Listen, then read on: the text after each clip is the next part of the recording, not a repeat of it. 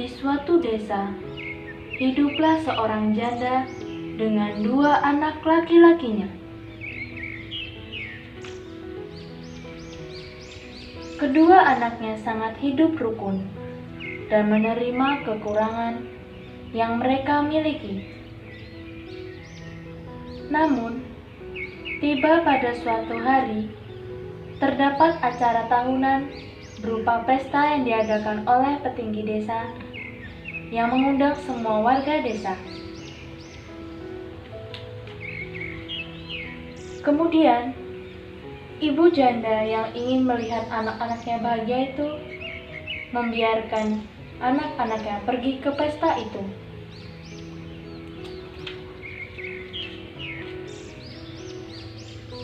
Lalu anak-anaknya pergi tanpa didampingi karena ibu janda harus mencari kayu bakar untuk memasak.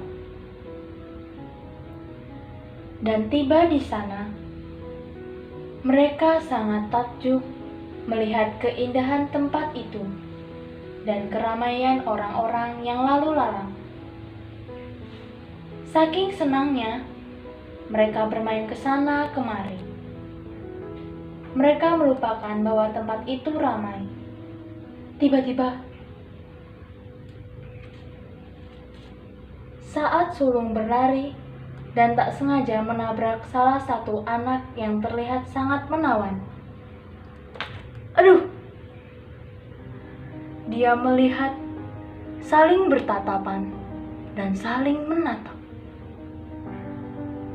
Sulung berpikir melihat ketampanan laki-laki itu dengan pakaian yang sangat indah dan gaya yang bukan seperti anak-anak seperti sulung dan bungsu. Sulung pun meminta maaf atas ketidaksengajaannya karena telah menabrak anak itu. Namun, anak yang merasa tertabrak itu mengatakan,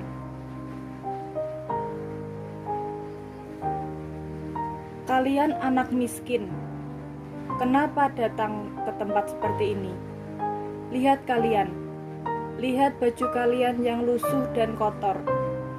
Bahkan kalian tidak memakai alas kaki.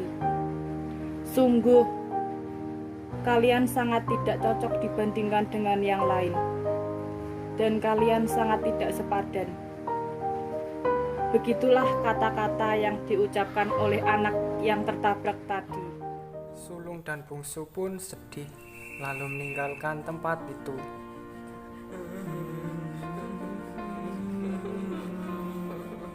Bungsu yang menyadari bahwa si sulung masih merasa sedih selama di perjalanan pulang, bahkan sulung pun tak mengatakan apa-apa saat perjalanan pulang.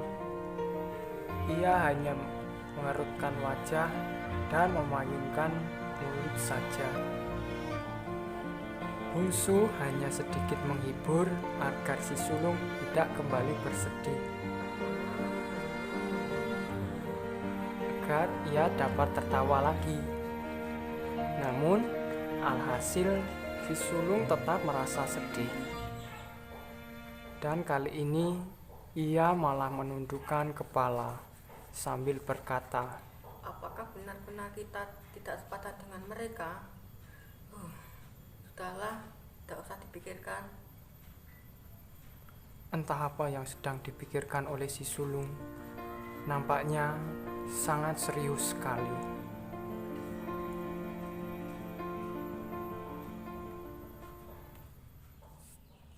Setelah itu, akhirnya mereka tiba di sebuah sawah kecil milik ibunya.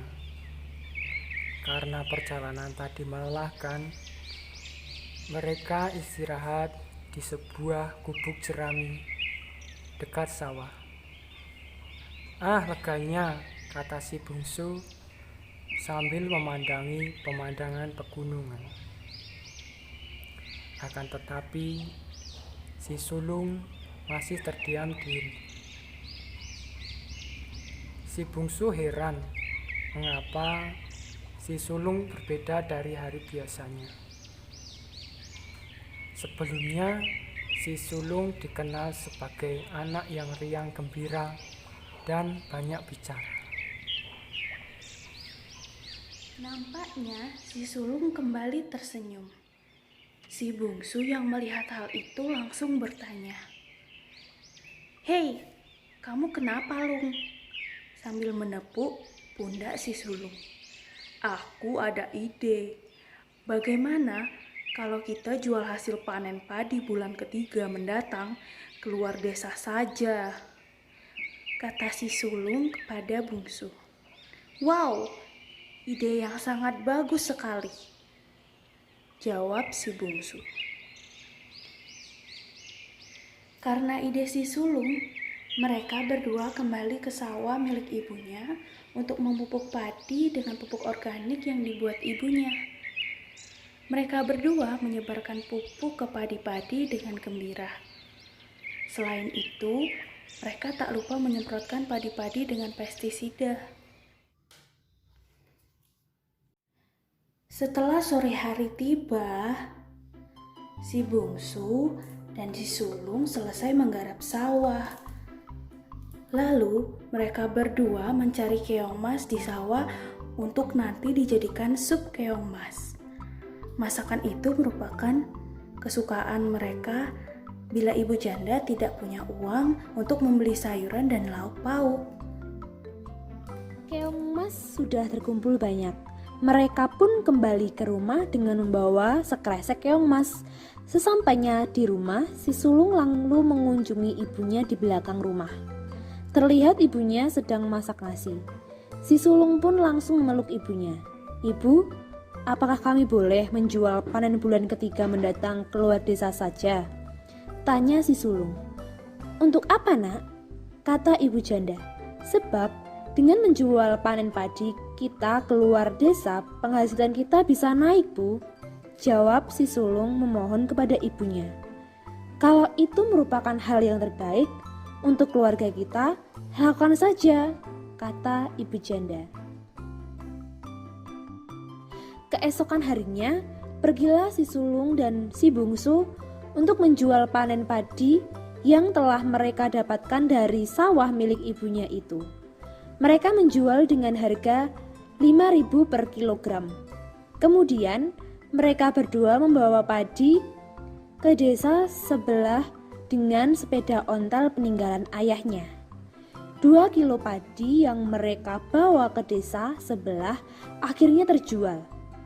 Bahkan pembeli padi memberi tambahan uang jajan untuk si bungsu dan si sulung, sejumlah 20.000. Si sulung dan si bungsu pulang ke rumah dengan wajah ceria, dan si ibu pun kaget ketika mereka sudah kembali ke rumah lagi. "Ibu kira kalian mengalami kejadian apa, Nak? Baru pamit ke ibu untuk menjual padi, tahu-tahu sudah sampai rumah lagi. Bagaimana, Nak, padinya? Apakah aman dalam perjalanan?" tanya si ibu. "Puji Tuhan, Bu, 2 kilo padi yang kami bawa ke tetangga sebelah dibeli dengan senang hati dan kami berdua diberi tambahan uang, Bu.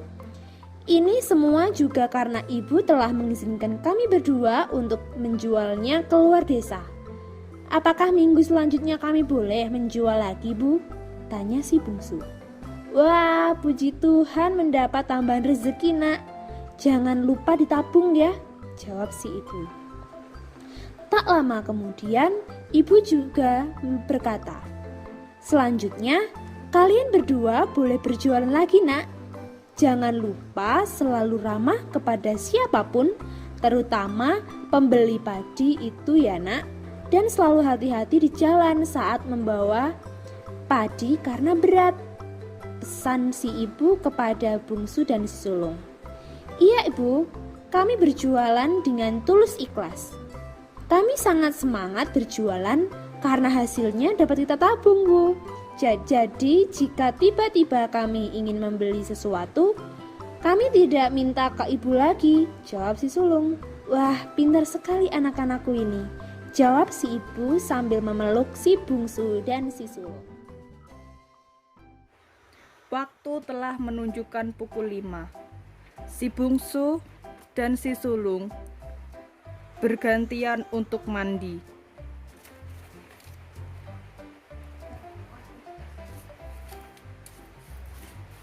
Setelah mandi, mereka berdua makan. Sebelum makan, tidak lupa untuk berdoa.